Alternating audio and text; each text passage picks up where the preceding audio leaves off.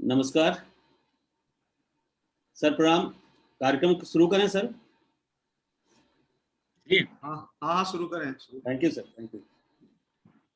नमस्कार, मैं डॉक्टर अरविंद कुमार मिश्र आत्माराम सनातन धर्म कॉलेज द्वारा आयोजित आज़ादी का अमृत महोत्सव के उद्घाटन कार्यक्रम में आप सबका स्वागत करता हूं। आज के अतिथि विद्वान वक्ता, इतिहासकार, चिंतक प्रोफेसर सलिल मिश्र एवं कॉलेज के प्राचार्य प्रोफेसर ज्ञानतोष कुमार झा का विशेष रूप से स्वागत और अभिनंदन करता हूं।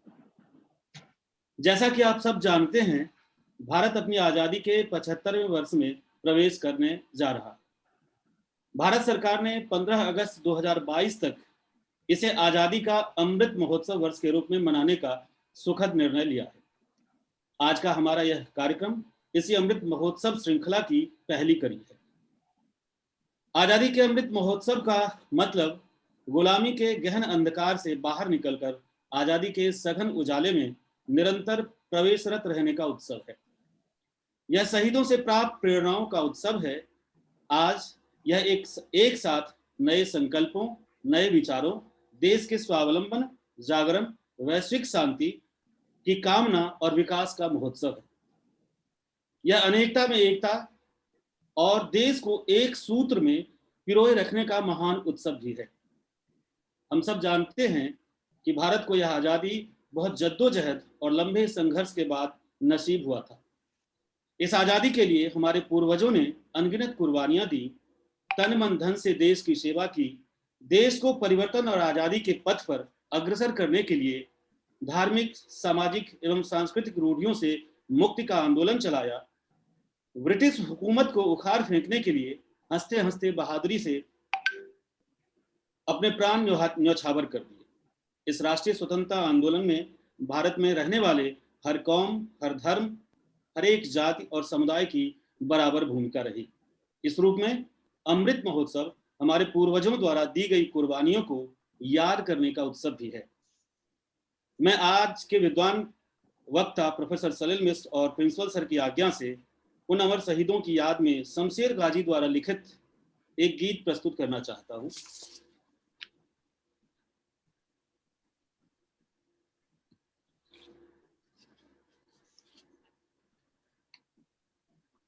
थोड़ा सा सुर और स्वर देकर मैं प्रस्तुत कर रहा हूं, जो त्रुटियां होंगी उसके लिए आप सबसे माफी।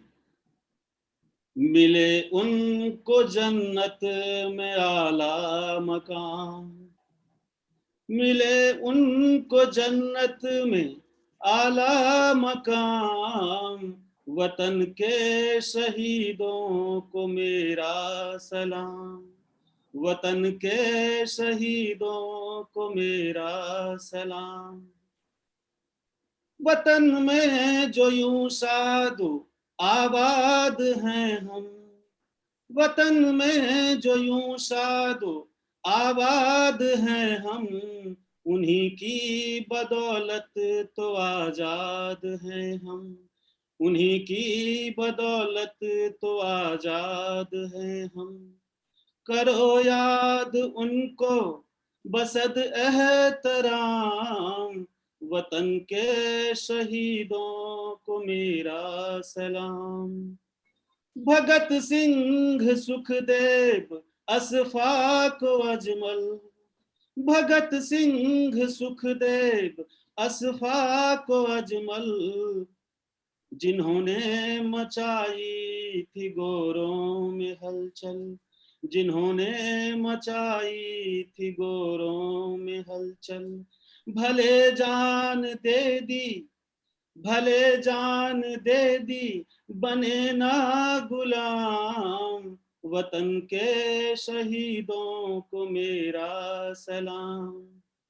तिलक, लाजपत और गांधी जवाहर, तिलक, लाजपत और गांधी जवाहर, बटुकेश्वर दत्त, उधम सिंह शेखर, जो करते थे गोरों की, जो करते थे गोरों की नींदे हराम, वतन के शहीदों को मेरा सलाम। और अंतिम पंक्तियां। शहीदों से है हमको बेहद मोहब्बत, शहीदों से है हमको बेहद मोहब्बत, उन्हें दे रहा दिल खिराजे अकीदत, उन्हें दे रहा दिल खिराजे अकीदत।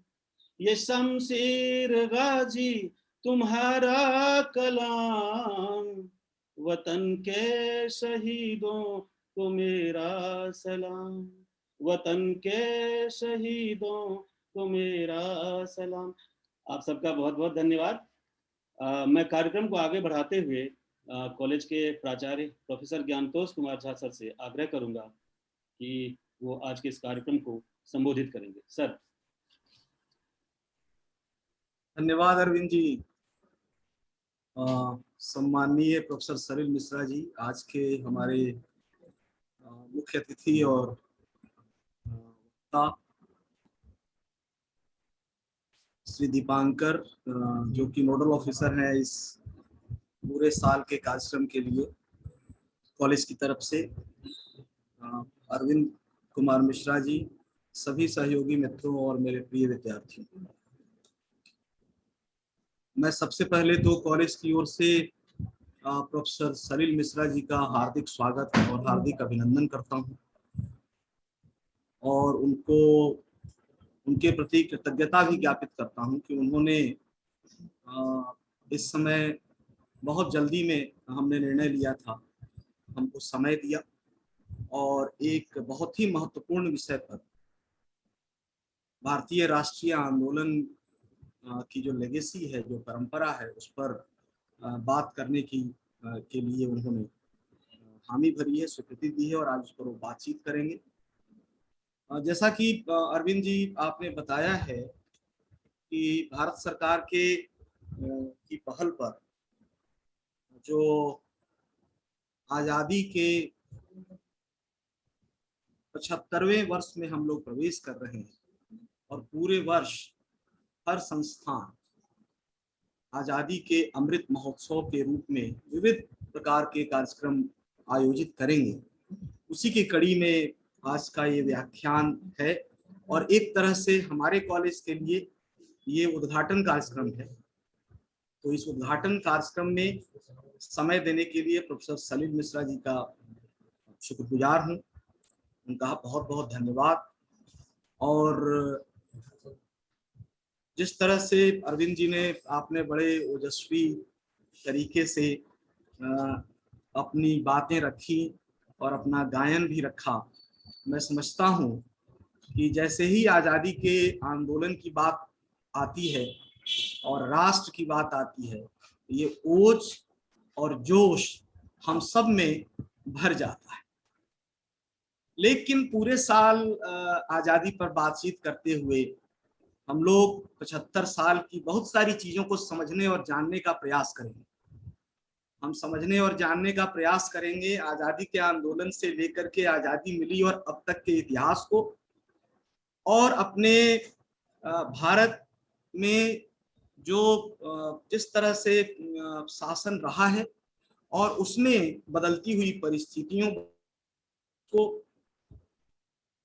विकास को, जो एक जिस तरह से विकास चल रहा है आज़ादी से लेकर के अब तक हम कहाँ पहुंचे हैं, और भी बहुत सारे मुद्दे जो आज़ादी के आंदोलन के समय बड़े महत्वपूर्ण थे और जिनको या तो हमने कहीं ना कहीं छोड़ दिया या भुला दिया या फिर से उनको किसी नए तरीके से लाने की कोशिश कर रहे हैं। तो बहुत सारी बातें हैं जिन पर पूरे साल हम लोग विभिन्न तरह के कार्यक्रम करेंगे और मैं समझता हूं कि ये आज़ादी के अमृत महोत्सव का जो ये उद्घाटन सत्र है, ये बहुत ही सार्थक, समीचीन और सफल होगा और ऐसे ही पूरे वर्ष हम लोग इस तरह के कार्यक्रम कर सकेंगे। मैं आप सबको, आयोजकों को शुभकामना देता हूं और पुनः हमारे जो अतिथि हैं प्रोफेसर सलिल मिश्रा जी, उनका धन्यवाद और हार्दिक आभार व्यक्त करता हूं। बहुत बहुत धन्यवाद सर। सर, आपकी गरिमामय उपस्थिति और प्रेरणापूर्ण संबोधन हम सबको निरंतर ऊर्जावान बनाए रखता है। इसके लिए बहुत बहुत धन्यवाद। मित्रों, आप जानते हैं कि आज का यह कार्यक्रम एक विशेष व्याख्यान के तहत आयोजित है और कार्यक्रम का विषय, व्याख्यान का विषय legacy of Indian national movement, यानी भारतीय राष्ट्रीय स्वतंत्रता आंदोलन की विरासत है, जिस पर हमारे बीच प्रसिद्ध इतिहासकार प्रोफेसर सलिल मिश्र मौजूद हैं। और ये हम सब लोगों के लिए सौभाग्य का विषय है कि हम आज इस विषय पर उन्हें सुनेंगे। प्रिंसिपल सर ने ठीक ही कहा कि ये वक्त सिर्फ आज़ादी के उत्साह को जोश के साथ व्यक्त करने का वक्त नहीं है, बल्कि राष्ट्रीय स्वतंत्रता आंदोलन के दौरान जिस तरह के मूल्यों का विकास हुआ, जो सपने देखे गए, जो आदर्श निर्मित किए गए, आज़ादी के बाद उनकी क्या निरंतरता रही और कहाँ तक हमने उन्हें प्राप्त करने की कोशिश की और आगे हमारी यात्रा किस तरह जाएगी, उसका विश्लेषण और मूल्यांकन करने का वक्त है। इसी बात के साथ मैं प्रोफेसर सलिल मिश्र का फिर से इस कार्यक्रम में स्वागत करता हूं और ये मेरे लिए और भी खुशी और गर्व की बात है कि आज आप लोगों का परिचय मैं सर से करवाने जा रहा हूं। प्रोफेसर सलिल मिश्र आधुनिक भारत का इतिहास के विशेषज्ञ हैं। उनका शोध भारतीय राष्ट्रीय स्वतंत्रता आंदोलन पर केंद्रित रहा है। सांप्रदायिक राजनीति, भारतीय उपमहाद्वीप का विभाजन, भाषा की राजनीति, हिंदी उर्दू विवाद, राष्ट्रवाद जैसे विषय आपके शोध और अध्ययन अध्यापन के विशेष क्षेत्र रहे हैं। आपकी अब तक 2 पुस्तकें प्रकाशित हो चुकी हैं। पहली पुस्तक सेज पब्लिकेशन से प्रकाशित है, जिसका नाम है a narrative of communal politics, Uttar Pradesh 1937 to 39। दूसरी पुस्तक सर की स्वराज पार्टी के नाम से है, जिसका प्रकाशन राष्ट्रीय पुस्तक न्यास ने किया है। आपके अब तक 20 से अधिक शोध आलेख विभिन्न पुस्तकों और रिसर्च जर्नलों में प्रकाशित हो चुके हैं। आपके लेख और पुस्तक समीक्षाएं the Times of India, the Economic Times, Deccan Herald, Dainik Bhaskar तथा द भारत टाइम्स जैसे अखिल भारतीय दैनिक पत्रों में प्रकाशित होती रही हैं। आप अनेक राष्ट्रीय एवं अंतर्राष्ट्रीय सेमिनार एवं हिस्ट्री कांग्रेस में कीनोट स्पीकर के रूप में निरंतर आमंत्रित किए जाते रहे हैं। आपने कई शोध परियोजनाओं को सफलतापूर्वक मुकाम तक पहुंचाया है। सर, आपका पुनः स्वागत है और आपका अभिनंदन करते हुए आज के इस विशेष विषय पर legacy of Indian national movement, भारतीय राष्ट्रीय स्वतंत्रता आंदोलन की विरासत विषय पर व्याख्यान के लिए आमंत्रित करते हुए हमें खुशी हो रही है। सर, माइक आपको हैंड ओवर कर रहा है।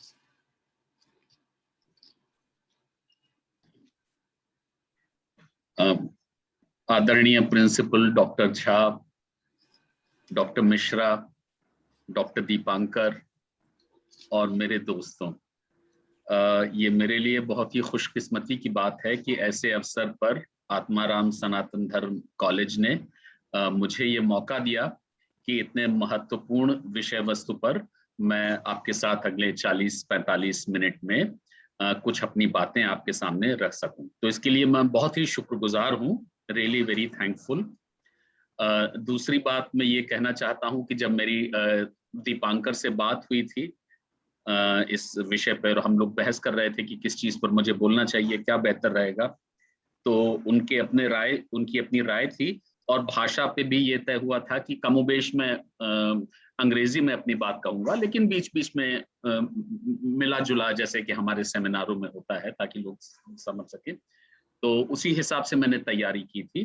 तो ये है, मुझे लगता है कि जिस फ्लेवर में शुरुआत हुई है उससे थोड़ा सा हटते हुए शायद मैं अपनी बात का मुख्य हिस्सा जो है वो मैं अंग्रेजी में कहूंगा और मैं कोशिश करूंगा कि 40-45 मिनट में मेरी बात खत्म हो जाए। So thank you very much, and today I do not want to speak about the events of the national movement, but the meaning of the national movement, the freedom struggle and its legacy. What does it mean to us today? The question of legacy is very important, and quite often it is presented in the way of what is living and what is dead. This is a very favorite way. What is living and what is dead of Marxism, what is living and what is dead of Indian philosophy. So this question comes up. This is one way of looking at the role of legacy. So in a way we can raise this question, what is living and what is dead about our freedom struggle now. So I want to look at the legacy of the freedom struggle in these terms. Also, I look upon legacy as an attempt to understand and present the collective imagination of our people. All the people of India, through their leaders, how did they imagine a future? What kind of an imagination of the future did they have? And I think that is very important part of the legacy of the freedom struggle. Friends, our freedom struggle was truly a momentous phenomenon. It was a global event. So far, we've been looking at it as an Indian, but it's not just an Indian phenomenon. It is a global phenomenon. It was a part of the anti-imperialist struggles. It was a leading phenomenon. It was a leader of the anti-imperialist struggles that were fought by the countries of Asia and Africa. And once India became independent, it became a kind of a catalyst to the freedom of so many other countries of Asia and Africa. So it should be seen as a global phenomenon.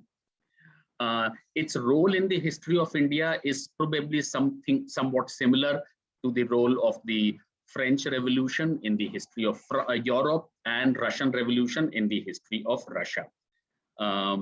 So we need to look upon it in that sense. Absolutely central axial development in the totality of Indian history. Our freedom struggle was not simply a struggle against British imperialism. It should not be reduced to that. Struggle against alien rule, against British imperialism was a part of the freedom movement, was not the totality of freedom movement. It was also an attempt to create a blueprint for the future of India, for the future, for India of the future. So this attempt was equally important part of the freedom struggle, not just the fight against the British.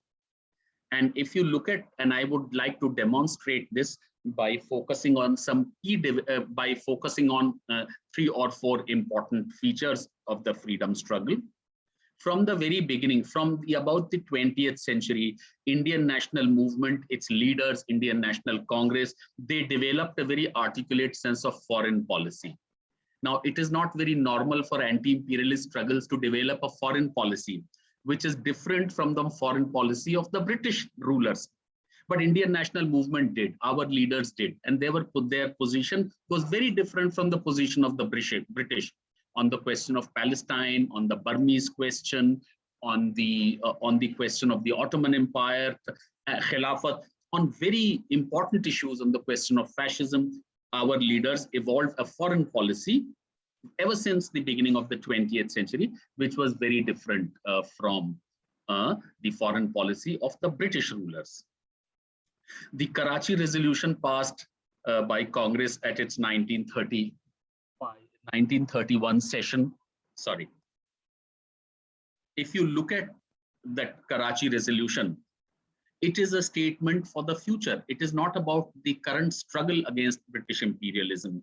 It is about the role of the state, the social policy, the cultural policy. So the idea was to create a blueprint for the future of India. If you look at in 1936, at the initiative of Jawaharlal Nehru, he set up a Civil Liberties Union in 1936. Now, it is not inevitable for anti-imperialist struggles to have a Civil Liberties Union, but it was very important for our leaders to create a framework of civil liberties. In 1938, when Subhash Bose was the president of Congress, there was a National Planning Committee which was set up, which went into the question of our resources, how are they going to be used, nature of economic development, planning. And this was again not something which anti-imperialist struggles generally take up. So this shows that our leadership was very acutely aware of the fact that they were not just fighting the British, they were also involved in the project of creating an appropriate blueprint for the future of India, keeping in mind the nature of Indian society, the genius of Indian people, and the collective aspirations of the Indian people. I think this is a very important part of the freedom struggle. This is also a part of the legacy of the freedom struggle. Friends, legacies of such phenomenon as our freedom struggle do not last forever. There is no inherent mechanism by which they perpetuate themselves. They can also die out. Legacy is like an ancestral wealth of the family. We inherit wealth. It is a collective wealth inherited by the Indian people in 1947.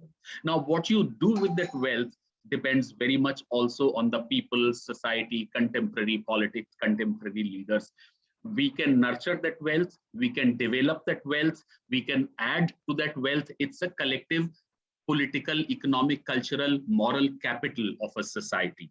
We can add to it, or we can also throw it away. It is also possible for legacies to die out. Legacies do not lie, they do not go on forever.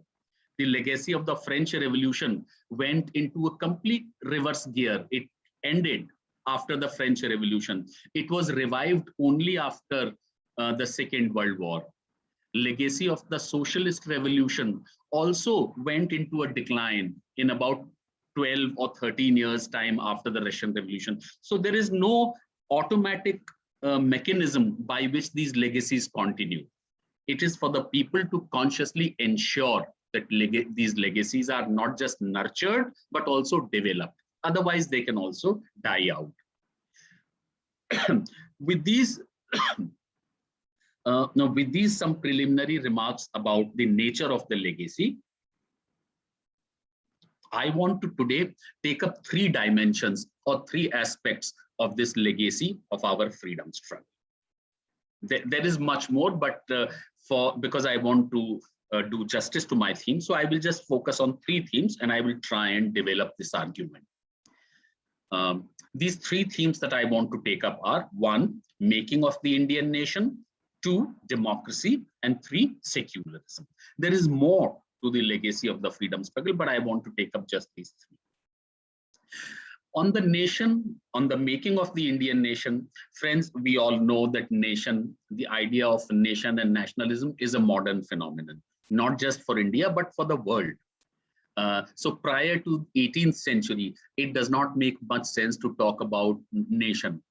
It doesn't make sense to talk about an Indian nation, but it also does not make sense to talk about a British nation or a French nation or an American nation. Nation itself is a very, very modern idea. On India, sometime towards the end of the 19th century, when our national movement really began, there was a dominant British imagination on the Indian nationalism, Indian nation. And this British imagination was that of a kind of denial. There was a denial of the possibility of Indian nation, also of the existence of Indian nation. That there was no Indian nation, but there would also not be an Indian nation given the size of Indian society, enormous diversity of language, of so much language, culture, religion. The British really thought that nationhood was not really meant for India. Indian people will not develop into a nation. Because the European experience of the nation was based strictly on homogenization. One culture, they already had one religion, one dominant culture, one dominant language, etc. So it was very difficult for them to imagine how Indian people, so different, so diverse, how can they imagine a nation? So there was this dominant British idea of a denial of the existence, but also of the possibility of there being an Indian nation. Now, as against this idea of a denial, as a reaction to it, you know, those who've done science and Newton, reaction always leads to a kind of a counter idea, or let's say idea and the counter idea. The counter idea that developed sometime in the 20th century was, which saw nation in the earliest past. So as against the idea of no nation, there was an idea of always a nation, that Indian people were constituted as a nation even 2000 years ago and 3000 years ago, and many leaders began to talk about a very perennial, a very perpetual old idea of Indian nation, that Indian nation existed even in the past 2000 years ago. Now, as against both these extremes, our mainstream leadership of the Indian nationalism, of the national movement, of the Congress, developed an extremely complex and a sophisticated idea. And this idea was that of a nation in making. Our leader, Surendranath Banerjee, actually wrote his autobiography and gave it a title, Nation in Making. So it was not just the story of his life, that was a microcosm, but it was the life of a nation, and it was a nation in making.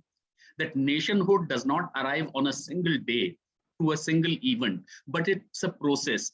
It's a process of growth in which different people, different groups, different communities, different regions, they join a platform. A platform is created, but people join it at different points in time. And that is why it's a nation in making.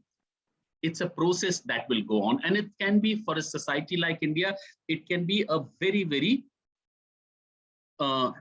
long, very prolonged process for a large society like India. India was then 1/5 of the entire world, 1/5 of the population of entire world. So how should this 1/5 population of the world be consolidated, structured into one nation? It would obviously take time, but that does not mean that Indians would never become a nation. They would, but it will take time. Indian people, they were a kind of nation in making.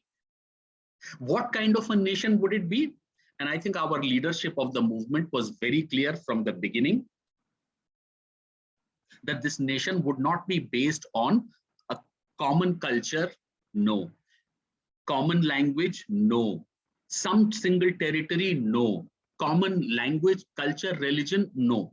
It was to be territorial. It was said from the very beginning that all the people who inhabit this territory are potential members of the nation.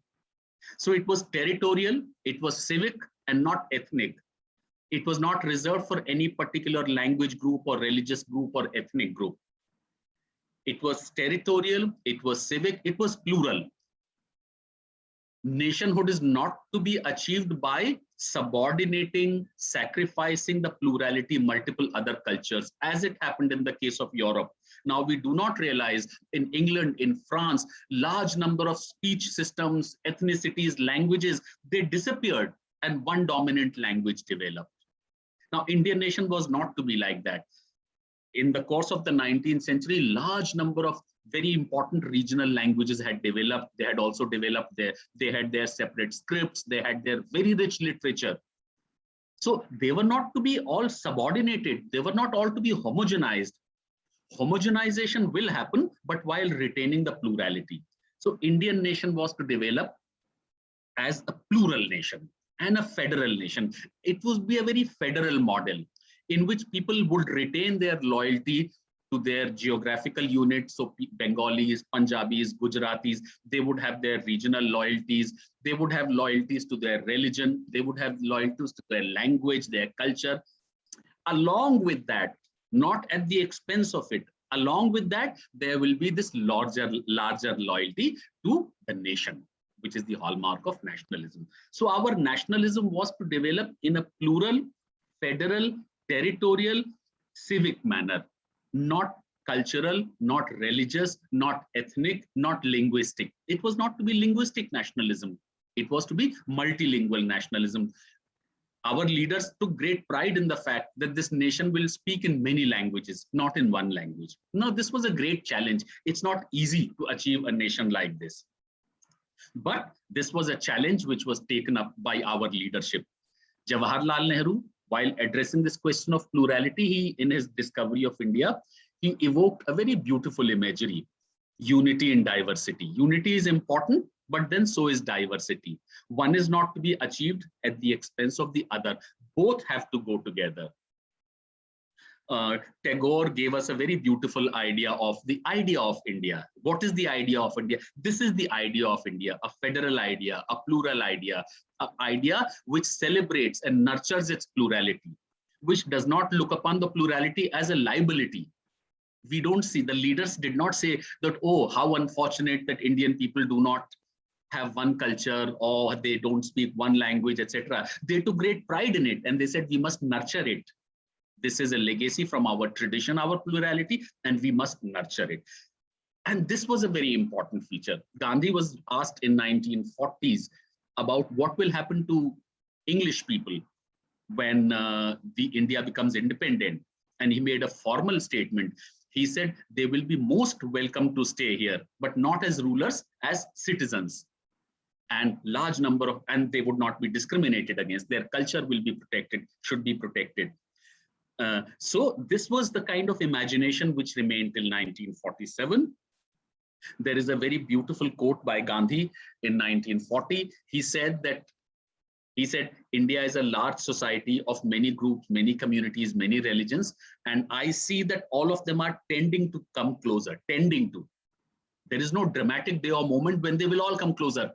They are tending to come closer. If I must wait, if I should wait for the fulfillment of the project, he said, I must wait because it will not happen in my life.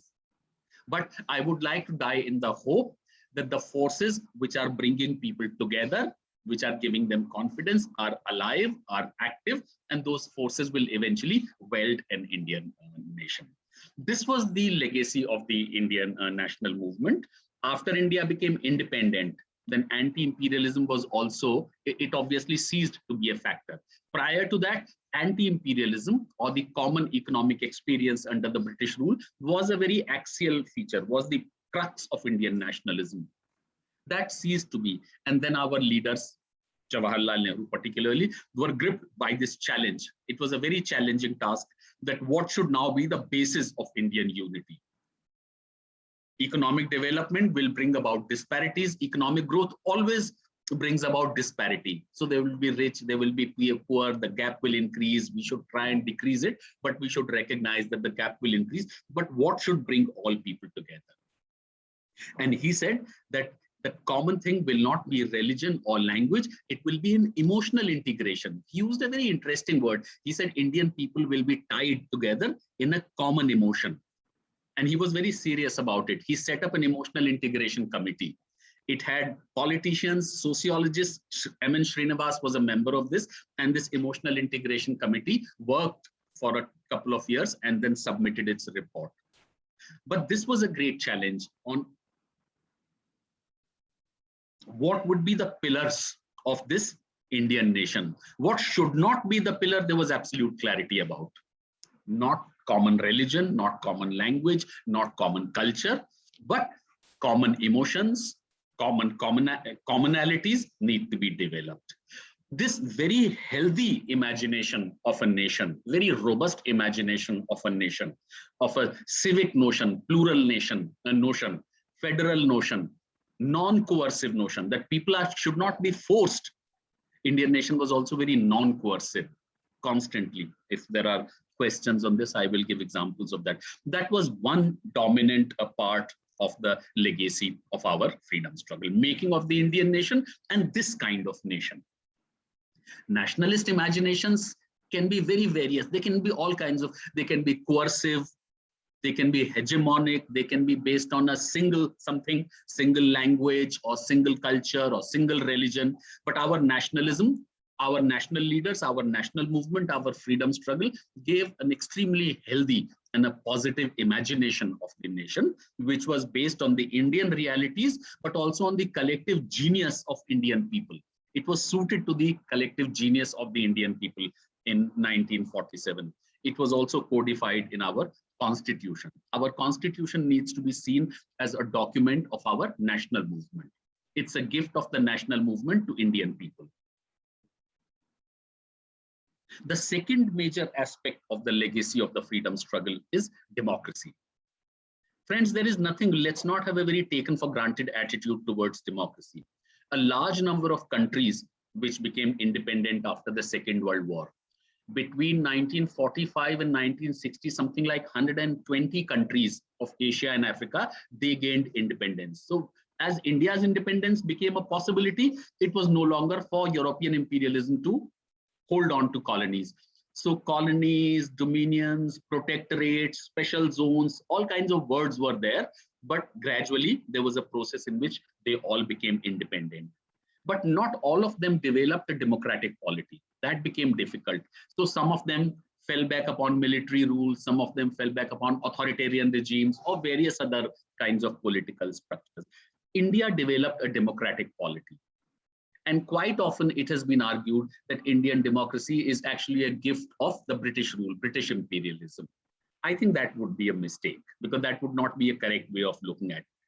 Because there were, if Indian democracy was a gift of British imperialism, then a large number of African colonies which were under British control, they should have also developed into a democracy, but they did not develop into a democracy. Therefore, we need to look at the roots of our democracy, partly in our social structure, partly in our traditions. We have strong traditions of protest. You know, people like Kabir, etc., do not just come up like this.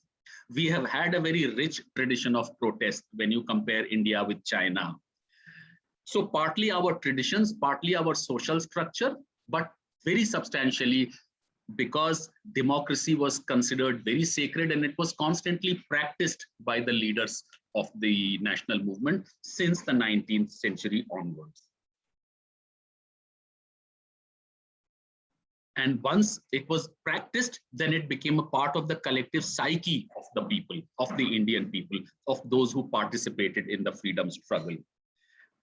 The major party, Indian National Congress, it was not called a party, it was called a Congress, and it was decided very consciously that it will not be a part of the party, because the idea of a party is the idea of a very cohesive, coherent kind of a unit. The idea of a club is there, is the idea of a voluntary membership around a certain idea. But our leaders called the party a Congress and not a party. It was never called a party. It was called a Congress, it was called a platform, but not really a party. Many of the major decisions were taken democratically. There was some opposition to it. Even in the initial years of the Congress, when the membership would be small, initially there were 70 people, and then there would be 400, and finally the largest number was at Allahabad in 1888, a little over 1,000. From the very beginning, they said that if member of a religious community would be opposed to an issue, that would not be taken up. So there was a conscious thinking that was developed that just like there are individuals, there are groups, there are communities, religious communities, and I think we need to, it is not easy to develop a consensual position, but we need to develop a consensual position. And there was always that effort. The decision to launch a non-cooperation movement, it was taken democratically. There were some people who were opposed to it. There were some people who were who were supporting it. Gandhi was very keen from 1921 onwards that charkha and spinning should be made a mandatory part for all Congress office bearers. But he never imposed it on the Congress, because when he discussed it, he found that there was some reservation to it among some members, and he never took it up. So all the major decisions within the Congress were taken up. When they were taken up after extensive discussion. And if the discussions did not resolve into a common position, then voting. In other words, all the major decisions within the Congress, they were taken democratically. People's participation was a very major part of this democratic mandate of the people. Brought new energy to the struggle, new enthusiasm, new dynamism, the kind of dynamism that did not exist towards the end of the 19th century. And people, by the way, did not join on one sudden day. During Swadeshi movement, the movement spread to urban people, to students, to people in the cities, workers, some working population. During the non-cooperation movement, it entered the villages.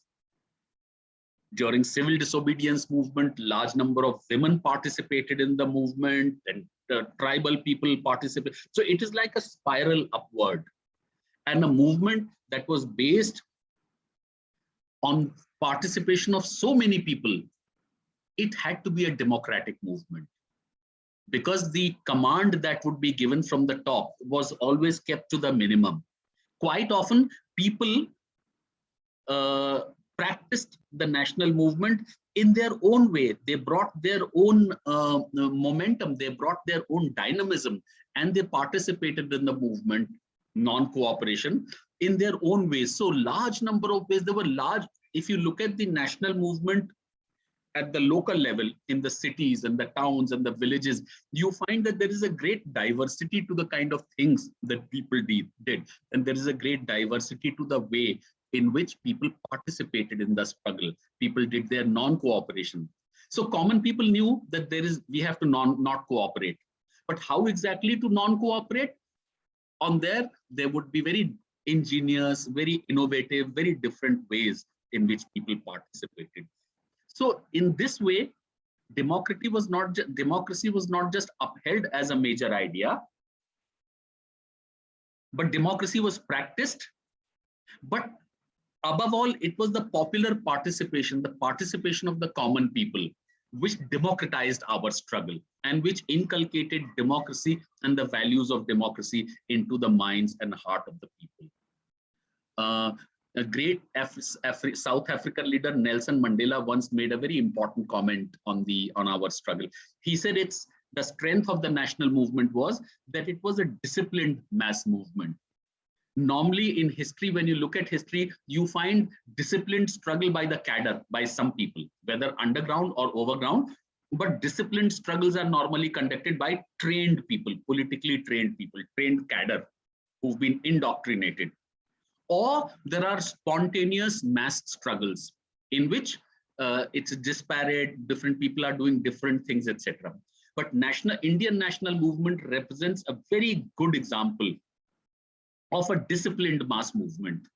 It is disciplined, but it is not the discipline of a trained, indoctrinated cadre. It's the discipline of the people.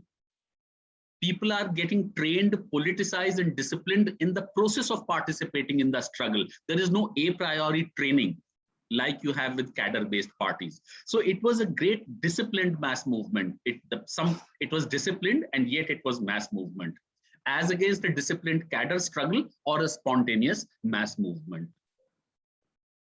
When India became independent, one dilemma, of course, was should India go in for adult franchise? You see, till 1947, the voting rights had been extended to about 13 to 14% of the people. Some 17 million people had got a right to vote, were given the right to vote by the Government of India Act of 1935, which was the operative constitution when India became independent. This was a great dilemma. And a lot of the foreigners, a lot of the European commentators, they said that this is not a very good idea, and that franchise should be restricted. It should be accompanied by literacy. So go by your literacy. Once more people become literate, then extend franchise to them. This was how it had happened in Europe. You probably would be surprised to know that the land of French Revolution, the land of fraternity and liberty and equality, in France, women got a voting right to vote only in 1944. There were many European countries in which they got a right to vote much later. Now, in that kind of a situation, what should be? This was the dilemma. But the experience of the Indian leaders was that we have a low literacy rate. India's literacy rate was about 12%, 12 to 30, 14% when India became independent. But their experiences was that large number of people, if they have enough political maturity to launch a disciplined struggle, disciplined mass struggle against one of the most sophisticated, comprehensive British imperialism in the world, if they have the maturity to launch a struggle, they certainly have the maturity to elect their leaders, choose their leaders, participate in the politics. And so it was decided that we are not going to incrementally open our society to democracy. We will take one giant leap, one big step ahead, which our constitution did, and we will have a universal adult franchise. Nehru Report, which was a kind of a proto-constitution that was prepared in the 1920s. From that time onwards, our leaders had started talking about adult franchise. Also, the fact that Indian constitution will not be made by a few group of politicians and bureaucrats. It will be made by a constituent assembly, which will be elected by the people. A lot of these were important democratic ideas, but they were being practiced. So the strength of the national movement was that Indian democracy, the ideas of democracy were not simply upheld as important, they were also practiced, and in a whole range of ways. By the way in which the Congress sessions were conducted, by the mass participation of the people, by focusing on the Constituent Assembly to make a constitution, and then finally by insisting on adult franchise, right? Voting rights to be extended to all adult population, irrespective of property, irrespective of wealth, irrespective of money, irrespective of literacy. This was the second great legacy of our of the freedom struggle. Now, the thing about democracy is that there is always a risk. There are two possible risks, one at one end and the other at the other end. At the elite end, the risk is that democracy or the right to vote or mobilization of the people can always be manipulated by a tiny elite. So there is a tiny elite, rich people elite, political elite, economic elite. They can always manipulate, mobilize people on negative issues, manipulate the democracy towards to serve their interests. So there is this always fear of an elite domination. The other fear, of course, is of a mobocracy, in which democracy ceases to be a politicization of the people, but it becomes a mob, and mob decides to take power in its own hands. The logic of democracy is not mobocracy. Logic of democracy is that people collectively delegate powers to their representatives, and their representatives then rule by exercising power that has been delegated to them by the people. That is democracy. But it can always degenerate into mobocracy. The legacy of our freedom struggle was that it should not either be manipulated by the elite or should also not degenerate into a mobocracy.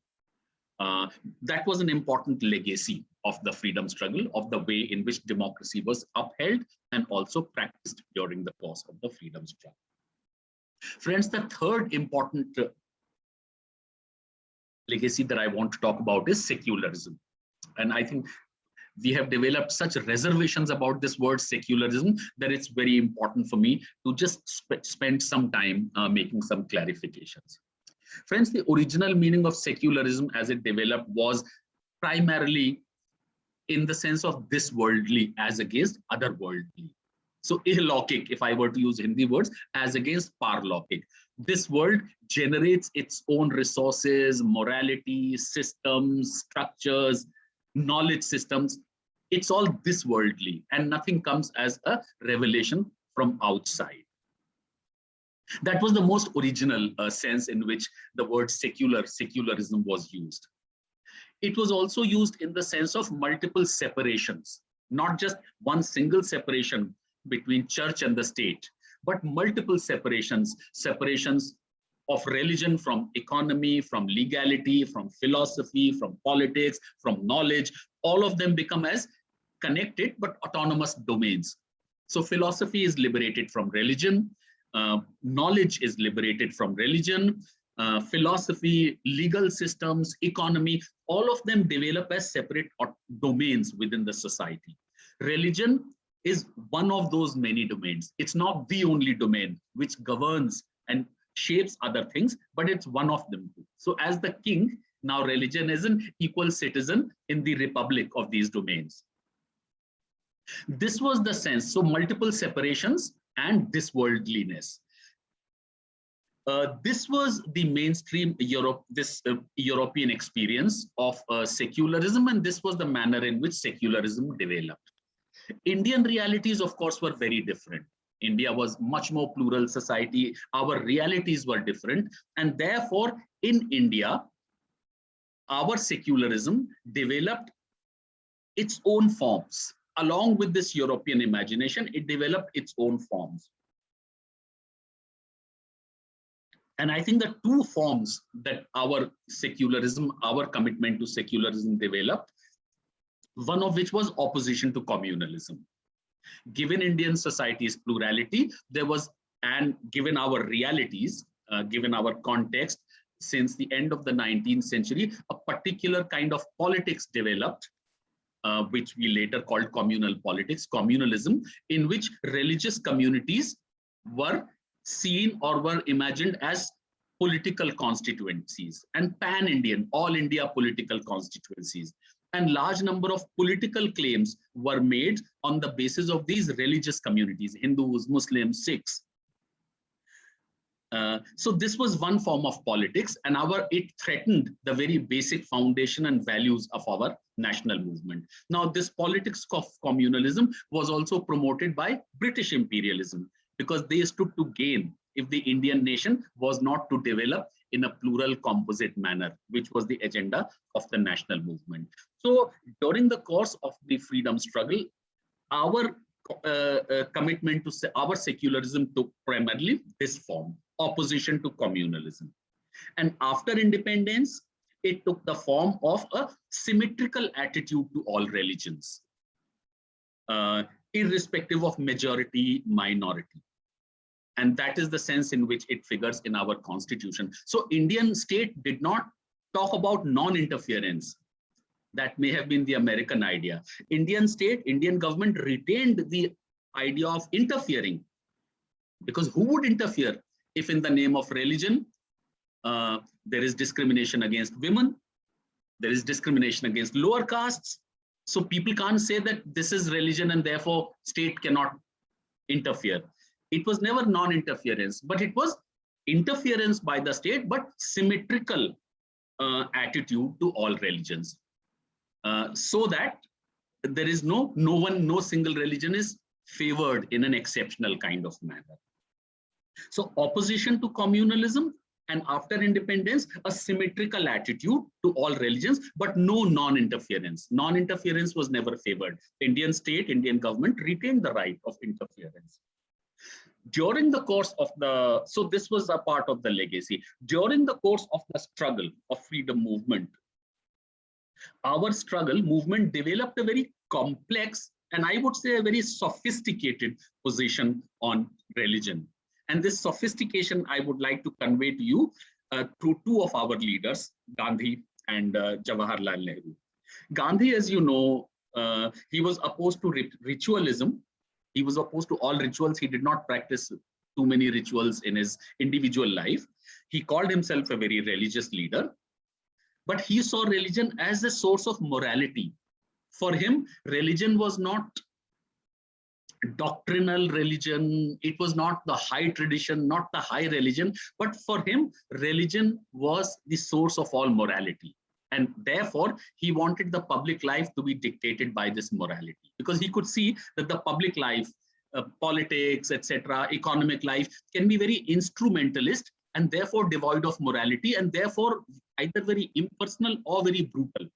But if it is combined with religion, then religion will play the restraining role. It will also introduce morality in our politics. Otherwise, politics can be animal business, as he saw it. So this was one imagination, one which Gandhi practiced. But as against that, Nehru, he looked at religion from the vantage point of scientific temperance, scientific attitude. And so he was opposed to what he saw as blind faith, superstition, bigotry, intolerance. A lot of these were also part of religion and the way in which religion was practiced. And Nehru developed tremendous opposition to it. So he began to feel that our social life should be completely separated from religion. Now, this was also an extreme position. But the interesting thing is that by the 1940s, a very interesting synergy happens and a symmetry happens. The course of the national movement, the concrete experiences of the national movement actually also work on these two leaders, and they begin to, great leaders also modify their ideas, and they also begin to incorporate very new ideas into their ideational world.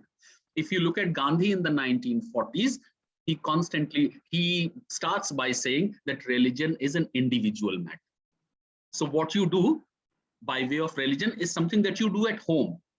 But the public life is not, religion should not interfere into collective public life. Also, state should not have a religion. It is not the business of the state.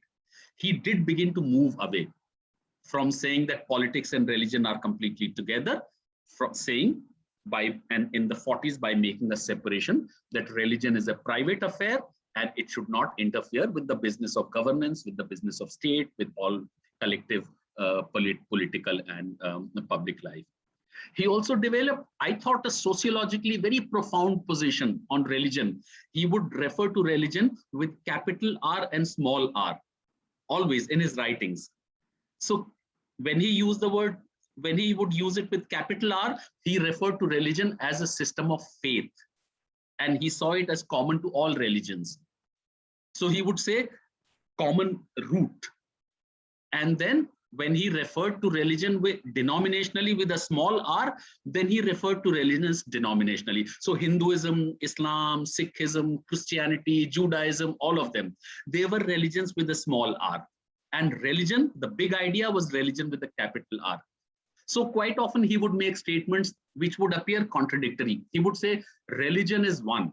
And now this time he's saying it with a capital R. And then he would say religions are many. And this is with a small r.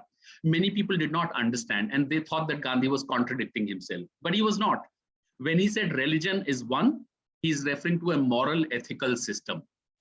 And when he says religions are many, then he's recognizing the ritualistic and other differences in faith, different people, differences in culture, faith. So there are religious differences, but there is also something which brings all religions together. That is religion with a capital R. So religion is one, religions are many. He resolves one great problem about religious conflict. Little bit of conflict would still be there, but by and large, so long as he also realized that there is an R, religion with a capital R, that should take care of all potential conflicts, because all religions have something in common. Nehru also, I think in 50s, after Gandhi was dead and gone, he also developed a very complex and a sophisticated understanding. On the one hand, he retained his opposition to superstition, bigotry, intolerance, all that which goes with religion, with institutionalized religion. But he said religion is also a moral order. It provides people with a meaning for a larger conduct. It is under the influence of religion that people can really lift themselves and make themselves capable of larger conduct for good, for larger good. He said, Nehru said, you cannot withdraw that from the lives of the people. Otherwise, lives become very dry, arid, and instrumentalist. So in order to give larger meanings to people's lives, religion is important.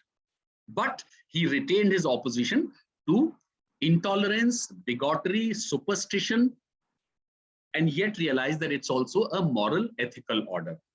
I think this very complex position on religion is also, and I think this is the really complex position, very sophisticated, very complex position, very dynamic position on religion, which is also a legacy of our freedom struggle. And I think for a plural society like India, for a multi-religious society like India, an extremely important one. If there is one legacy of the national movement which must be nurtured and developed, it is this legacy.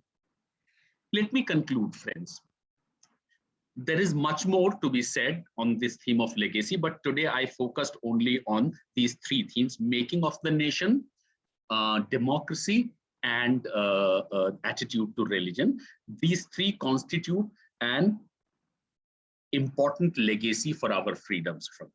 But as I had said, that legacies do not last automatically on their own. They do not have an automatic motor, self-propelling motor, which will push them forward. They need to be nurtured. They need to be developed. They are like an ancestral wealth. Societies, it is for the societies what they do. In families, what families and people do with ancestral wealth. They can build on it, they can develop it, they can increase it, the capital, but they can also throw it all away. It is true that some of these values of the freedom movement, they have not had a very smooth ride. The road has been rough and bumpy. There have been many halts. There have been slowing downs. There have also been U-turns.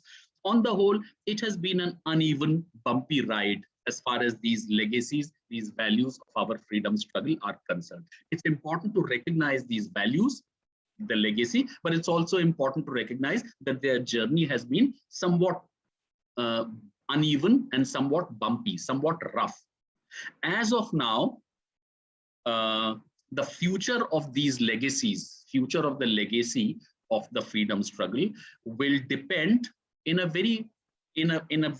way on a very fundamental subterranean contest which is going on in our society. Sometimes it's subterranean, sometimes it's on the surface, not so subterranean, but it's there. And you would notice that multiple other debates, conflicts, struggles, fights, contests, intellectual, political, social, philosophical, they all boil down to this binary that I am going to present before you. The future of this legacy will depend very much on a very important contest, ideational, political, moral, philosophical contest that is going on, that has been going on in our society. To simplify it, I would like to identify it as a contest between monism and pluralism. Monism tends to focus on the domination by one culture, one religion, one region, one polity, one group. As against is the idea, the messy idea of pluralism, but it's the idea which constitutes the legacy of the freedom struggle, which nurtures our plurality, which looks upon our plurality not as a liability, not as a source of tension, not as a source of weakness, but as a source of strength, as a very DNA of the Indian society. Now, in these two, monism has acquired some attraction, and it may look very attractive in the short run because there is this temptation to acquire coherence in the society. But I think in the long run, it leads to more conflicts, friction, and problems.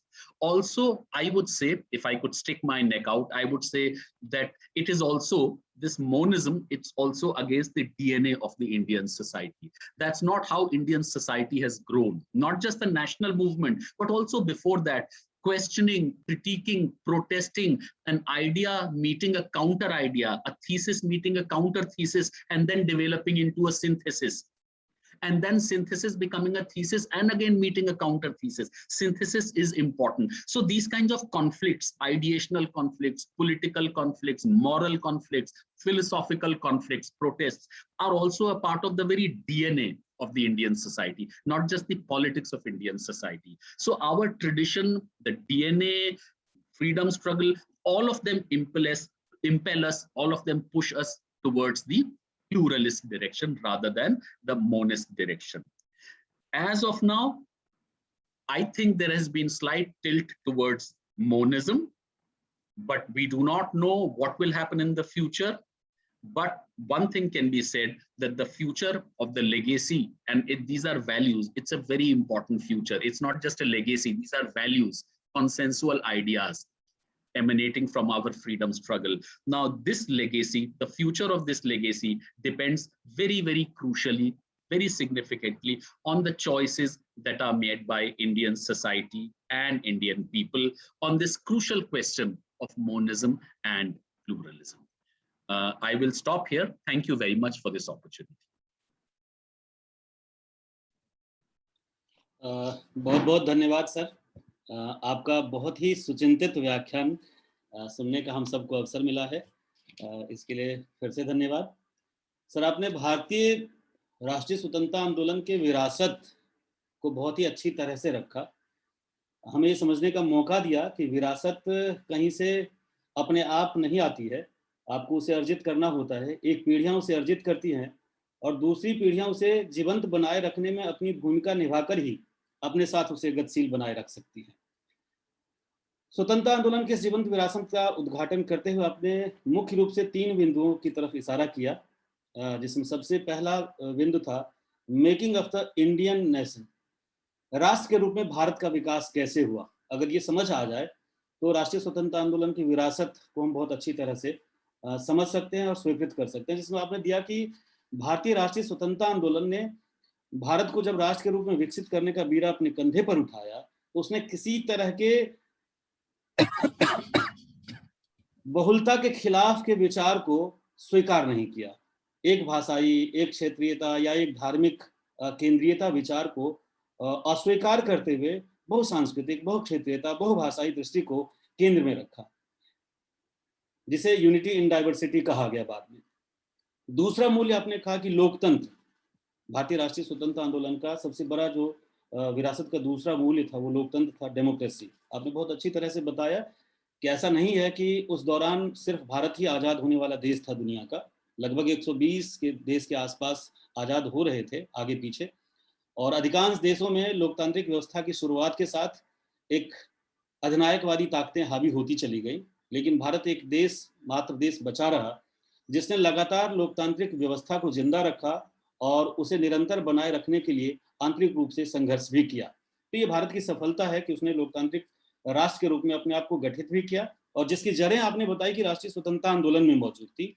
ऐसे रातों रात आपने लोकतांत्रिक रूप में भारतीय राष्ट्र को अर्जित नहीं किया, बल्कि राष्ट्रीय स्वतंत्रता आंदोलन के दौरान इसे गढ़ा गया, और उसका आधार था प्रतिरोध की आवाज को मजबूत करते हुए देश के सभी लोगों के लोकतांत्रिक अधिकार को जीवंत बनाए रखने का संकल्प लेना।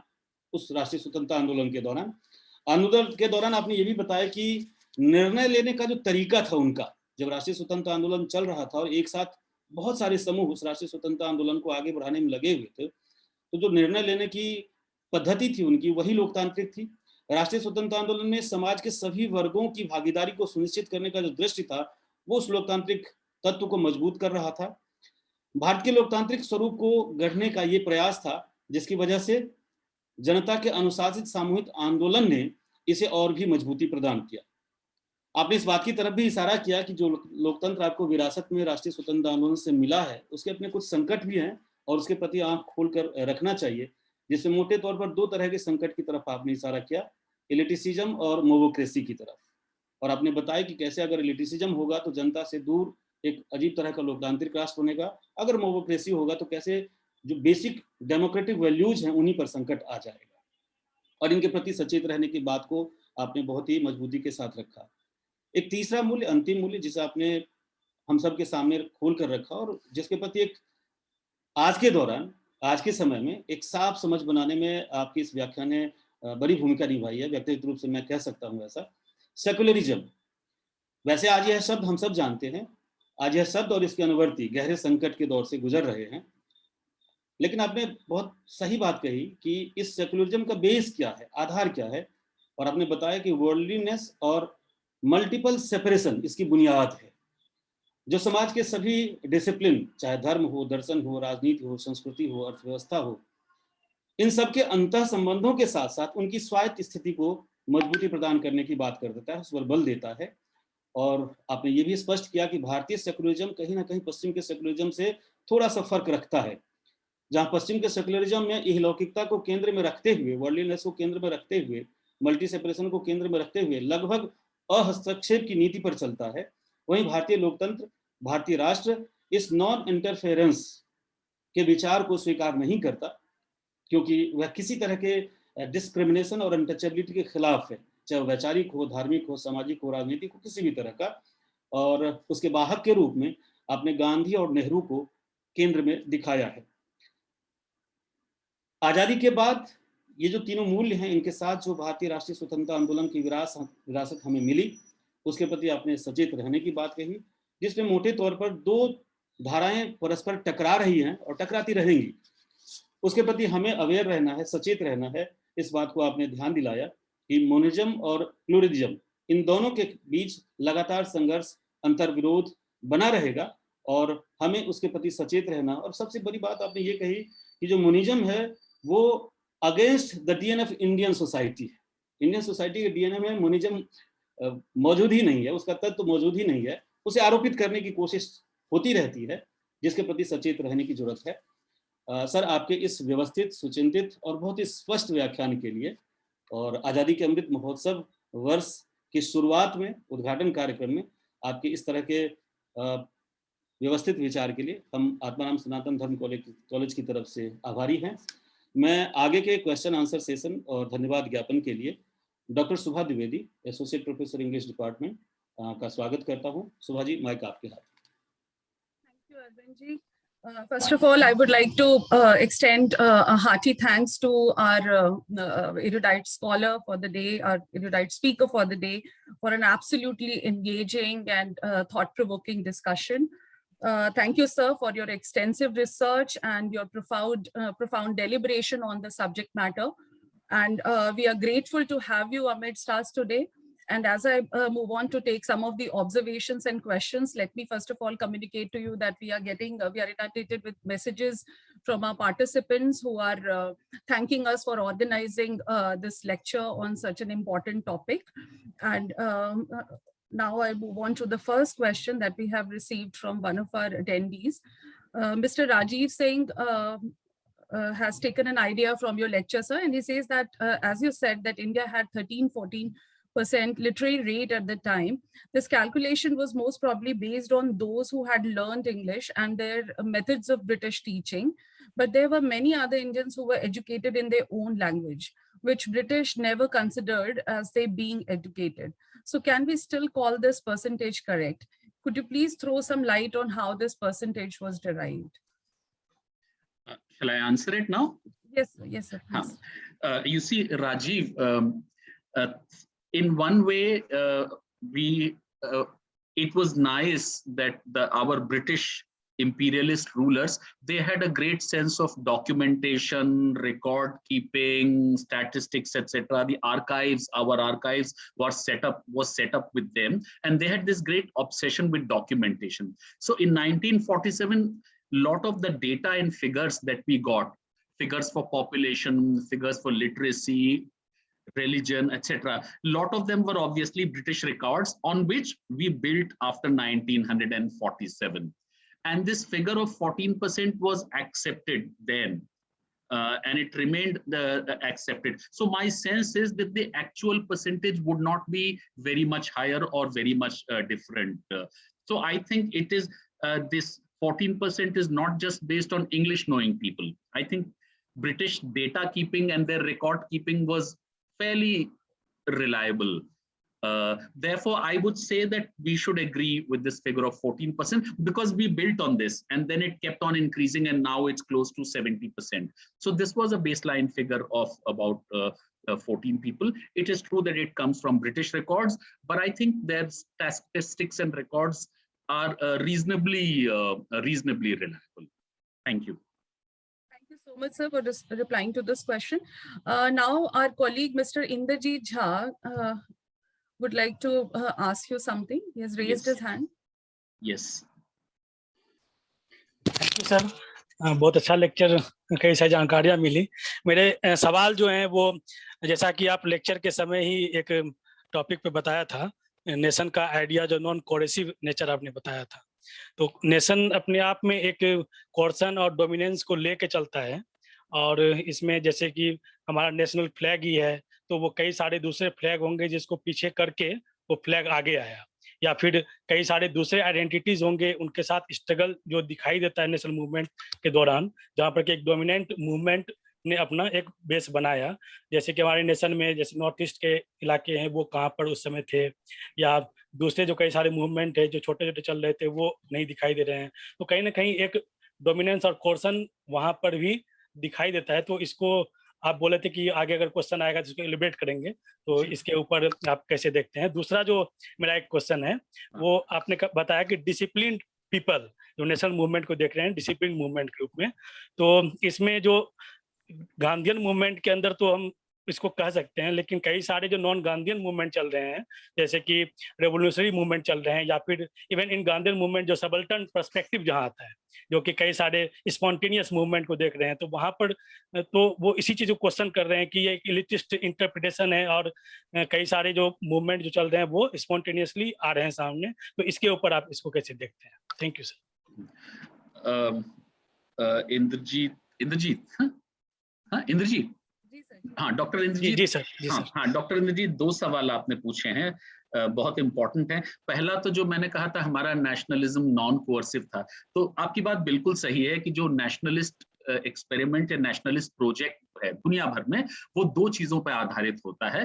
पहला तो है होमोजेनाइजेशन और दूसरा कॉन्सेंसस। होमोजेनाइजेशन एक ऑब्जेक्टिव प्रोसेस है जिसमें चाहे मॉडर्न इकोनॉमी की वजह से या मार्केट फोर्सेस की वजह से या सरकार के इनिशिएटिव से या एजुकेशन से बहुत डाइवर्स पॉपुलेशन धीरे धीरे होमोजेनाइज होती है, एकीकरण उनका होता है। और कॉन्सेंसस का एक सब्जेक्टिव प्रोसेस है जिसमें कि कॉन्शियसनेस सोच समझ के लेवल पे एक कॉन्सेंसस डेवलप करने की कोशिश की जाती है। ये दोनों ही प्रक्रियाएं अपने आप में एब्सोल्यूट नहीं है, ये रिलेटिव है, रिलेटिव टू समथिंग एल्स है। इसलिए ये एब्सोल्यूट कॉन्सेंसस भी कुछ नहीं होता है, एब्सोल्यूट होमोजेनाइजेशन भी कुछ नहीं होता है। जाहिर सी बात है, हमें रिलेटिवली देखना होगा। जो यूरोप का अनुभव था उनमें उनका एक एडवांटेज ये था कि होमोजेनाइजेशन वहां मॉडर्न इकोनॉमी ने, फोर्सेस ने या सरकार ने काफी कर दिया था नेशनलिज्म का। दूसरा काम कॉन्सेंसस का था, वो वहां की सरकारों ने किया, कॉन्सेंसस बिल्डिंग। हमारे यहाँ होमोजेनाइजेशन भी मॉडर्न इकोनॉमी ने नहीं किया था, इसलिए मॉडर्न इकोनॉमी उतनी ज्यादा एक्टिव थी नहीं। तो हमारे यहाँ दोनों काम जो थे हमारे नेशनल मूवमेंट ही कर रहा था, एक तो होमोजेनाइजेशन का और फिर एक कॉन्सेंसस बिल्डिंग का। और निश्चित रूप से आप बिल्कुल सही कह रहे हैं कि ये एब्सोल्यूट वैल्यूज नहीं थे, पूरी तरीके से नॉन कोअर्सिव नहीं भी था हमारा, हो भी नहीं सकता है, इसलिए कि होमोजेनाइजेशन है। लेकिन बाई एंड लार्ज बहुत सारे एग्जांपल्स ऐसे आएंगे जिसमें कि आप पाएंगे कि कोअर्शन का इस्तेमाल नहीं किया गया। जैसे कि मुस्लिम लीग का मूवमेंट था, उसमें 1941 की जो सर्वे होना था, तो वहां के लीडर ने कहा था, सब लोगों को अपील की थी कि जब आप सेंसस भरेंगे तो भाषा में उर्दू लिखेंगे। और ये उन लोगों से भी कहा जा रहा था जिनकी उर्दू भाषा नहीं थी, जैसे कि बंगाल के मुस्लिम्स थे, साउथ के मुस्लिम्स थे। कुछ लोगों ने माना, कुछ ने नहीं माना। लेकिन तो इस तरह का नेशनल मूवमेंट की तरफ से कोई वो नहीं हो रहा था कि जबरदस्ती कि आप इस तरीके से करें। तो एंटी इंपीरियलिज्म को भी एक उतना ज्यादा कोर्सिव तरीके से आगे नहीं बढ़ाया जा रहा था। और जब पाकिस्तान का मसला आया, जब पाकिस्तान की डिमांड उठी, तो ये एक सबसे बड़ा चैलेंज आ गया कि कैसे करेंगे। तो कांग्रेस का रेजोल्यूशन 1942 का यही है, और गांधी का स्टेटमेंट भी है कि हम किसी भी ग्रुप को, किसी भी कम्युनिटी को, किसी भी एरिया को उसकी इच्छा के अगेंस्ट अपनी यूनियन में हम नहीं मिला सकते हैं। और ये पूरा फॉर्मल पोजीशन है। बर्मा के क्वेश्चन पे ब्रिटिश जो है वो बर्मा को इंडिया से मिलाना चाहते थे, लेकिन हमारे नेशनल लीडर्स का एक फॉर्मल प्लेटफॉर्म पर एक फॉर्मल प्रस्ताव, रेजोल्यूशन है कि बर्मा की हम इंडिपेंडेंस को रिस्पेक्ट करते हैं और बर्मा की हम इंडिपेंडेंस के लिए भी कमिटेड हैं, इसलिए उसको एक अलग देश की तरह से चलना चाहिए। तो ये बहुत सारे ऐसे एग्जाम्पल्स हैं जो बताते हैं कि एक नॉन कोअर्सिव विचार दिमाग में जरूर था। लेकिन ये बात आपकी बिल्कुल ठीक है कि एब्सोल्यूट सेंस में ना तो कोई नेशन नॉन कोअर्सिव हो सकता है और ना ही नॉन होमोजेनाइजिंग हो सकता है, इसलिए कि ग्लोबली स्पीकिंग दोनों होमोजेनाइजेशन और कंसेंसस बिल्डिंग ये एक सेंट्रलाइज्ड प्रोजेक्ट्स होते हैं। तो ये रिलेटिव आइडिया है, एब्सोल्यूट आइडिया नहीं है, ये बात आपकी बिल्कुल ठीक है। और दूसरा भी मैं आपको जो जवाब दूंगा डिसिप्लिन्ड मैस मूवमेंट में, निश्चित रूप से जो इतनी बड़ी स्ट्रगल है वो टॉप कोऑर्डिनेट से तो चल नहीं सकती है। वो तो नीचे से जब लोग पार्टिसिपेट करते हैं, अलग अलग ग्रुप्स के, किसानों के स्ट्रगल की अलग परंपराएं होती हैं, वर्कर्स की अलग ट्रेडिशंस होती हैं, ट्राइबल्स की अलग ट्रेडिशंस होती हैं। वो अपनी स्ट्रगल प्रोटेस्ट की ट्रेडिशन छोड़ के नहीं आते हैं नेशनल मूवमेंट, वो अपनी एनर्जी लाते हैं। तो इसलिए ये तो रहेगा ही कि टॉप लीडरशिप कुछ भी कहे, लोग अपने अपने तरीके से पार्टिसिपेट करेंगे। लेकिन उसके बावजूद भी कमोबेश नॉन वायलेंट रहा। Chauri Chaura, Sholapur, Peshawar, quit India, 4-6 examples को छोड़ दिया जाए तो इतना बड़ा मूवमेंट नॉन वायलेंट ही रहा। जबकि वायलेंस की एक हम सबके अंदर में एक टेंडेंसी तो होती है, प्रोवोकेशन होता है तो वायलेंस की इच्छा होती है। तो इसका मतलब है कि डिसिप्लिन्ड एलिमेंट भी रहा उसमें, इसलिए कि बाई एंड लार्ज में जो टॉप डिक्टेट होती थी उसकी तरह से चलते थे, लेकिन लोगों ने अपनी एनर्जी भी लाए।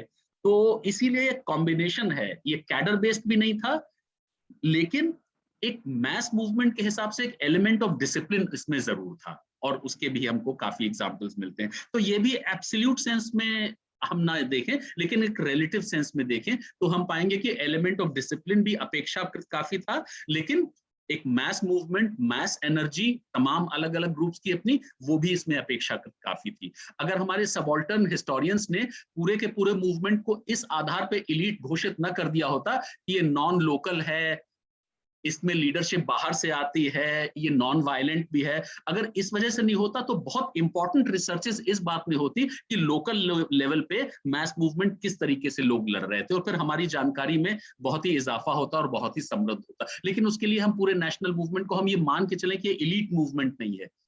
कैसे एलीट मूवमेंट हो सकता है इतने बड़े पैमाने पे जिसमें इतने सारे लोग लगे हुए हैं? वो कैसे लड़ रहे हैं, कैसे स्ट्रगल कर रहे हैं, इस पर मुझे लगता है कि अभी भी और रिसर्च की जरूरत है। तो डिसिप्लिन पार्टली, लेकिन पार्टली ये कि लोगों के अपने एनर्जी, अपनी ऊर्जा, अपने आइडियाज, अपने विचार, अपना डायनामिज्म भी लोग इसमें लेके आ रहे हैं। जी। Thanks for such an elaborate enunciation of the matter, sir. Now I quickly move on to the next question, which is asked by Ishika Kadian. She would like to know, there's no doubt, she says there's no doubt that the Indian Congress had a significant role in Indian struggle of independence. But don't you think, sir, that the credit is highly homogenized and only a small section of freedom fighters get the recognition? she has one more question. How did the turmoil in Kashmir affect the federalism structure defined in the constitution? So if you could just have a look at both the. Ishika, thank you. थोड़ा हाँ, जो इंद्रजीत से मुझे इशिका से ही वो इंद्रजीत का भी tie up होता है, जैसे नॉर्थ ईस्ट का पूरा एरिया है। अब नॉर्थ ईस्ट का ये बात सही है कि कल्चरली पॉलिटिकली असम जो है वो नेशनल मूवमेंट के दौरान में एक हमारी बाउंड्री बन गया था, और ब्रिटिश ने भी उसको इसी तरह से रखा, इसलिए कि वो जो इनर लाइन परमिट था वहां आप जा नहीं सकते थे। गवर्नमेंट ऑफ इंडिया एक्ट शायद आपको पता होगा 1919 का भी और 1935 का भी, वो उन एरियाज पे एप्लीकेबल नहीं था, तो वहां कोई इलेक्शंस, इसीलिए हमारी पॉलिटिकल पार्टी भी नहीं थी। तो जाहिर सी बात है कि देश के अलग अलग हिस्सों का पार्टिसिपेशन भी अलग अलग लेवल्स पे था और नॉन पार्टिसिपेशन भी है। तो नॉर्थ ईस्ट के एरियाज हैं, उनकी अपनी एंटी इंपीरियलिज्म की तो परंपराएं हैं, इसलिए वहां पर भी स्ट्रगल उन्होंने की है ब्रिटिश इंपीरियलिज्म के खिलाफ, लेकिन वो फॉर्मली नॉन को नेशनलिज्म से उस तरह से इंटीग्रेटेड और जुड़ी हुई नहीं है जिस तरह से कि बाकी एरियाज। तो उसमें काफी अनइवननेस है, ये बिल्कुल आपकी बात सही है, और उस अनइवननेस के हिस्टोरिकल रीजंस भी हैं और कुछ रीजंस ब्रिटिश इंपीरियलिज्म से भी रिलेटेड हैं। इशिका, बिल्कुल ठीक बात है। हमें हमारी पूरी कोशिश होनी चाहिए कि मूवमेंट में जो, और मेरी तो आज ये पूरी कोशिश थी कि उसके वाइब्रेंस, उसके डायनामिज्म को, उसकी कॉम्प्लेक्सिटी को समझा जाए, वो कितना कॉम्प्रिहेंसिव है समझा जाए। उसको चाहे तो उसको हम कुछ एक ऑर्गेनाइजेशन पर भी रिड्यूस ना करें और थोड़े बहुत इंडिविजुअल्स पर भी रिड्यूस ना करें, तभी हम नेशनल मूवमेंट को बेहतर समझ पाएंगे। जब हम उसकी जो लोकल डायमेंशंस हैं, उसकी जो लोकल डायनामिज्म है, उसमें लोगों की जो एनर्जीज लगी हुई हैं, उसको हम जरूर लाएं। और वो एक बहुत अच्छा मौका था जब हमारे बहुत सारे हिस्टोरियंस जिन्होंने एक बहुत इंपॉर्टेंट 1980s में इंटरवेंशन, एक ब्रेक थ्रू किया था सबाल्टर्न स्टडीज ने, अगर वो ये मान के चलते कि हमारा नेशनल मूवमेंट इलीट मूवमेंट नहीं है, वो लोगों का मूवमेंट है, तब बहुत सारी लोकल स्टडीज वो करते और हमको बहुत सारी जानकारी मिलती जो कि और नेशनल मूवमेंट में हमारी समझ में इजाफा करती। लेकिन आपकी बात बिल्कुल ठीक है, हमें नेशनल मूवमेंट का जो महत्व है उसको रिड्यूस नहीं करना चाहिए, ना पॉलिटिकल टर्म्स में, ना इंडिविजुअल टर्म्स में, ना ऑर्गेनाइजेशनल टर्म्स में। कश्मीर का जो मसला है, कश्मीर जैसा आपको पता है उस समय हमारा जो पॉलिटिकल स्ट्रक्चर देश का था वो 3 हिस्सों में बटा हुआ था। एक तो ब्रिटिश इंडिया था जो प्रेसिडेंसीज और प्रोविंसेस में बटा था, दूसरा प्रिंसली स्टेट्स थी लगभग 565, जहां पर कि नेशनल मूवमेंट की 1938 तक कोई ज्यादा पहुंच नहीं थी, और ये माना जा रहा था कि उसके बाद में पॉलिसी बदली है। तो और कोई उनमें बहुत ज्यादा थी, 40% देश का हमारा एरिया, 1/3 हमारे देश की पॉपुलेशन जो है वो इन प्रिंसली स्टेट्स में थी, और नेशनल मूवमेंट का एजेंडा था जो 47 के बाद पूरा हुआ कि इनको भी देश में मिलाना है। लेकिन वो एक अलग प्रोसेस से हुआ, वो नेशनल मूवमेंट के प्रोसेस से नहीं हुआ, वो एक जो इंटीग्रेशन 47 में के बाद में हुआ वो उस प्रोसेस से हुआ। और तीसरा हिस्सा था, छोटी मोटी पॉकेट्स थी जो कि नॉन ब्रिटिश इंपीरियलिस्ट फोर्सेस ने के कब्जे में थी, जैसे कि फ्रेंच कॉलोनी थी पौंडीचेरी में और भी जगहों में, और पुर्तगाली कॉलोनी थी गोवा और दमन एंड दीव में। तो ये पॉलिटिकल स्ट्रक्चर था। तो कश्मीर का जो मसला है उसको हमें अलग से देखना पड़ेगा, इसलिए कि वहां पर किसी भी प्रिंसली स्टेट में 1938 तक हमारे नेशनल मूवमेंट की पहुंच नहीं थी। वो नेशनल 1938 के बाद में प्रजामंडल बनता है और पॉलिसी बदलती है, और फिर थोड़ी बहुत नेशनल मूवमेंट की शुरुआत वहां पे होती है। वो इंटीग्रेशन की कहानी थोड़ी सी अलग है। यही 2 सवाल थे शायद इशिका के। Thank you so much, sir, for your insightful comment. The thing is that we can see the exuberance and the enthusiasm among participants. We are getting questions, more and more questions. So, I mean, I don't want to be partial or I don't want to break the continuum of discussion, and that's why I would, before inviting Dr. Ajit Kumar, I would like to ask our colleague Dr. Priyam Barua to quickly, present her observation that she says is in line with what you are discussing right now. So first, Dr. Priyam Barua, and then Dr. Ajit Kumar. Yes. Thank you, Shubha. Thank you so much for allowing me to speak. Sir, thank you so much for such a in-depth analysis of the Indian freedom movement. आपने जवाब तो दे ही दिया है। जो मेरा एक सवाल था, इसको एक ऑब्जर्वेशन के तौर से ही पेश करूंगी मैं। Because the whole national movement, the historiography, if we see it like, in a very structured manner. we have either the Unitarian perspective, we have the class betrayal perspective, then we have the rightist observation or perspective of Gandhi being, favoring the partition of India. And then we have the subaltern view also, which you also said that taking Indian national movement as an elitist one. So away from all these things, it's just like you have answered everything. I mean, this is such a simplistic paradigm, all these things, but I think a disaggregation of these views are very much, very, very important. A disintegration of this Unitarian and kind of a pretty imposing structure, which is there in public consciousness, which is there in the historical consciousness of the people. Definitely Indian National Congress, it worked as a parliament, it worked as a club, but later on definitely it also becomes a political party and it participates in all political things and electioneering also. The struggle was very much variegated. As you also said, you have given the example of various princely states and also Northeast.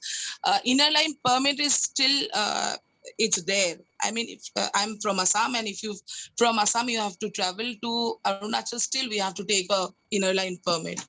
So this is there. But the thing is that I would say the struggle was so variegated and it was so essentially fragmented that it's not only the subaltern groups talk about the subordinate groups, they talk about the margins, and also the subnationalist regional groups, that they had their presence and their participation. But very hardly, I mean, it's very disappointing that in the mainstream historical consciousness, they hardly find any place. And at the same time, this is nothing but, as you said, sir, the historical processes are responsible for this. But rather than the historical processes, historical things against the British colonialism was very much there. But it was not maybe kind of, in their mind that there was a nation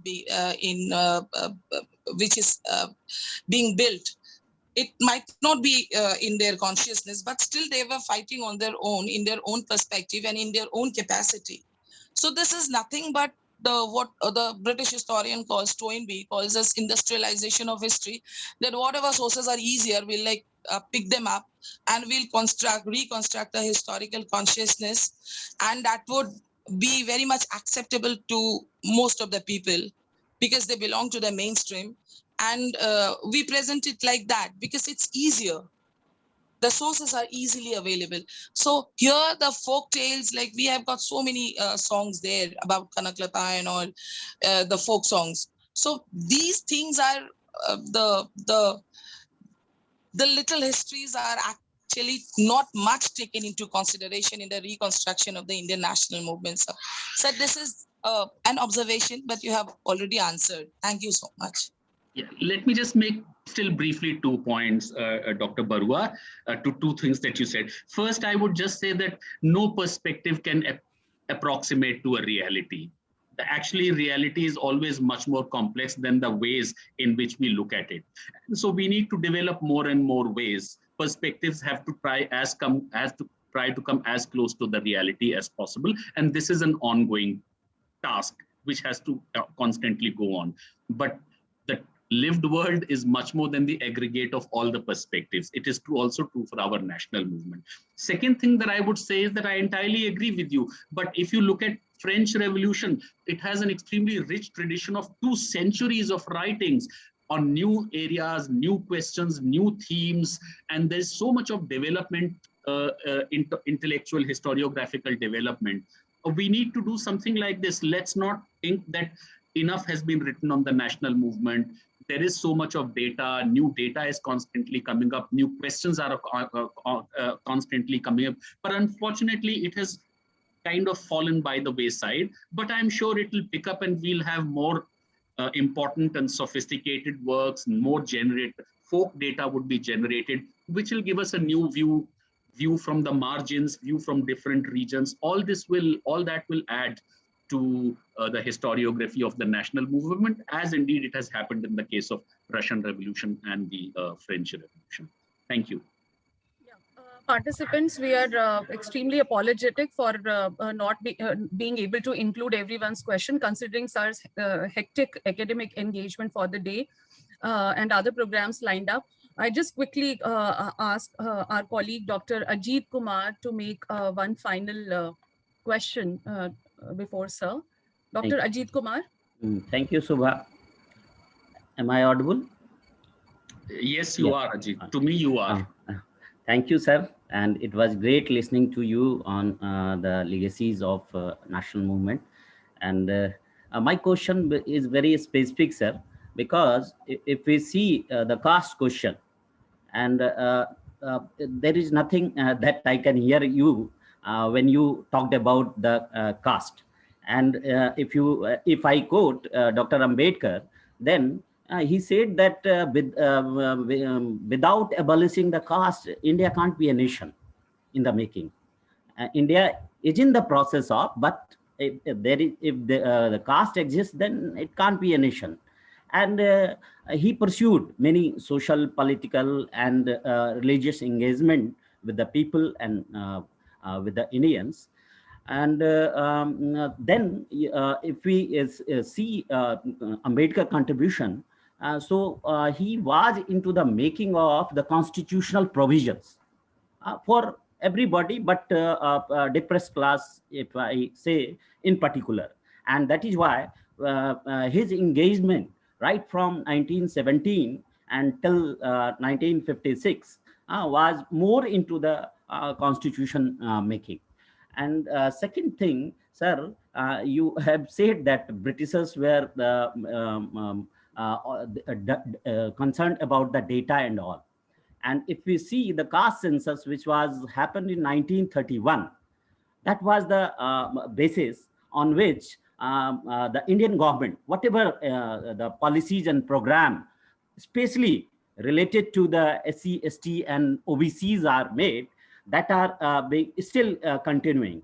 And political parties now in contemporary times raging for caste census. So how do you see these two things in terms of legacies of the national movement, sir? Yeah, Ajit, firstly, it is not, I did not talk about it, and I said that there is a rich legacy, but I picked up three things. Caste, as you know, was a question which was again debated very much. There were different perspectives, different ways in which to address the caste question. There was no single way, and there was also no consensus. It was a very heated question.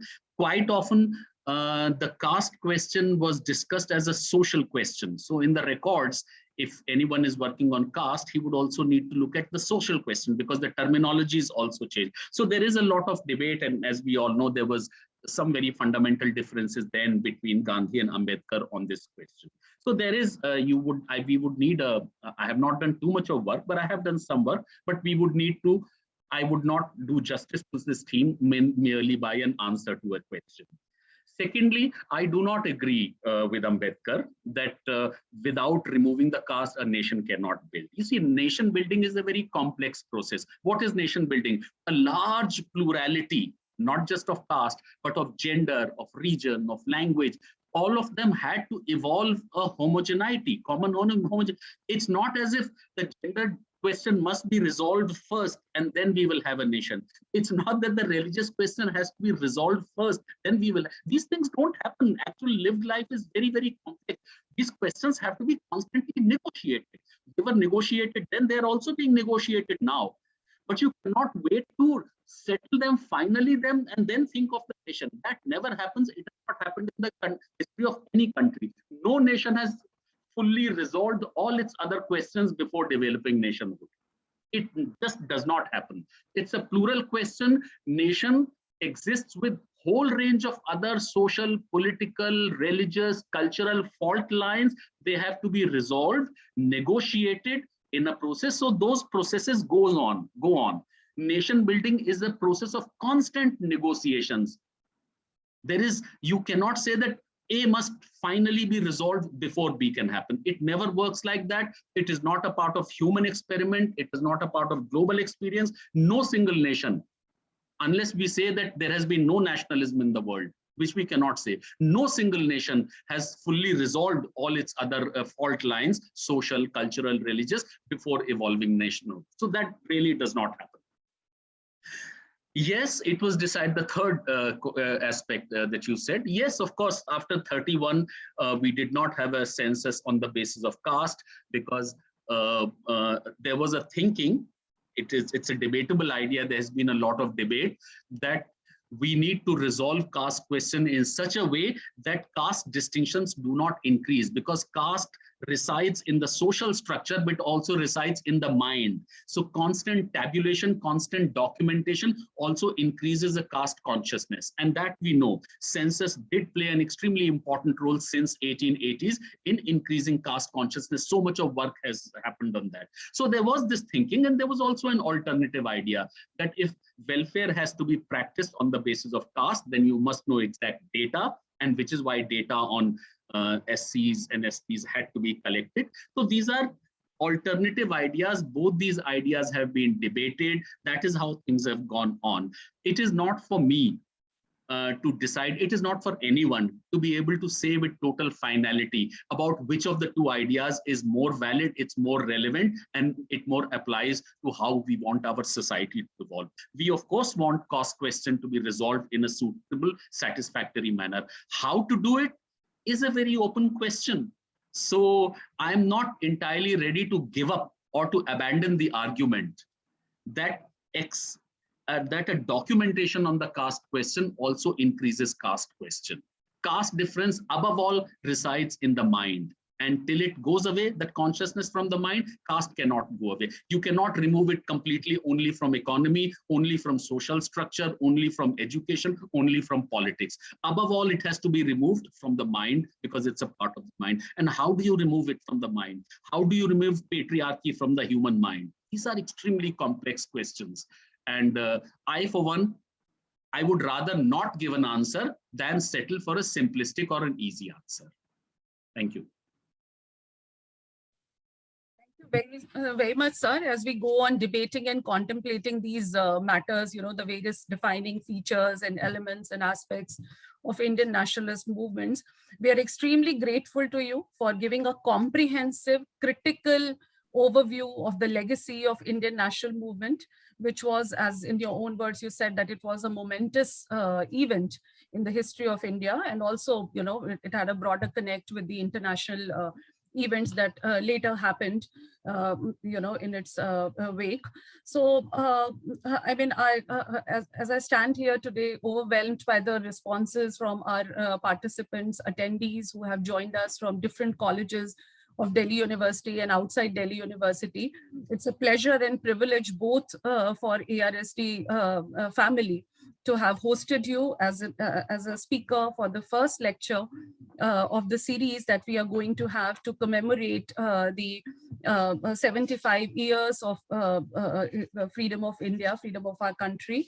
And thank you very much, sir, for sharing your vast knowledge of the field and enjoying our participants with your insights. In fact, your profound knowledge in the field has clarified all our doubts, and it has paved the way for new researchers which can be taken up by present and future generation of writers and students.